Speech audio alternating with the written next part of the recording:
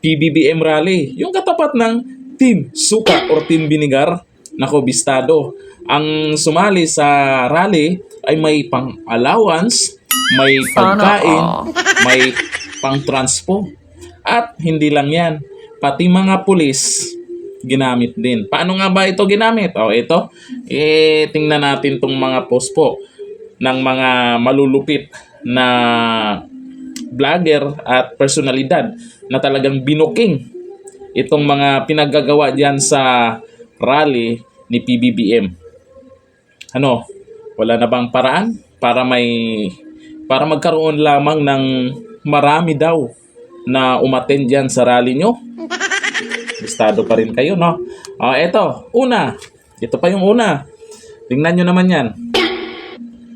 Yung kapulisan po natin ay balita natin, pinapunta po dyan sa rally, yung mga kapulisan, tingnan mo ilang truck ng mga pulis yan, hindi pinadala ng mga bakal, tapos pinasuot ng kulay pula, ayan na, nagtipon-tipon yung kapulisan. Pero siyempre, kung mahagip ng kamera yan, mapagkamalang mga pulahan. Kung baga Sana ay all. supporter talaga ng team nila. Kasi puro nakapula. Pero hindi porkit nakapula ay susuportahan yung team na, ano ba yung team na maraming nagsabi dito sa team na to. Team na sinusuka, team na bangag, team pulburon. Suportado nyo kaya yan? Eto yan po ha. Legit po yan. May mga kapulisan po na pinasuot ng kulay pula. Siyempre, utos po ng nakaupo. Kailangan mo talagang sumunod. Hindi po natin masisi itong mga kapulisan po natin. Kasi pag hindi sila sumunod, anong mangyari, di ba? Eto, susunod. Ito yung kumakalat ngayon na kumbaga kinokontak po yung mga sasama sa rally. Ayan po nakalagay dyan.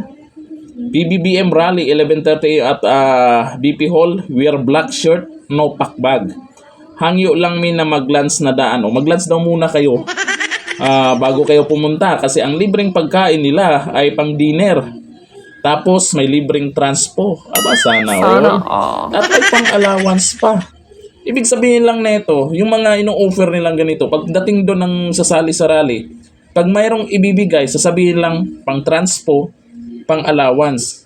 Hindi ba bot buying yun? Comelec.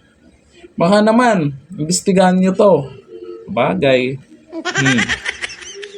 Pwedeng idadahilan na lang nila na pang allowance yan, pang transpo yan. Hindi ba bot buying yan? Ano sa tingin nyo? Kung may ganitong mga rally pupunta, may ibibigay pang allowance. Dapat sa mga ganyan, yung kusang loob na pumupunta yung mga tao para makita yung mga kandidato at susuportan, hindi yung may mga pinangako pa dito, may pang transpo, may Sana pang allowance. Sana all, no? Sana all. Ayan po yan po yung mga nabuking. May mga video din po na kung saan ay nakita po mga nakapula na sinakay sa isang truck diyan sa Davao. Ito.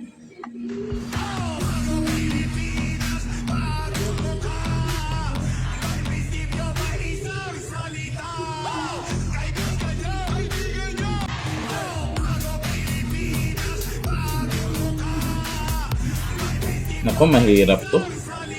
Mahirap to. Ang inaalala ko dito pa lang sa rally-rally, mukhang nagkadayaan na, no?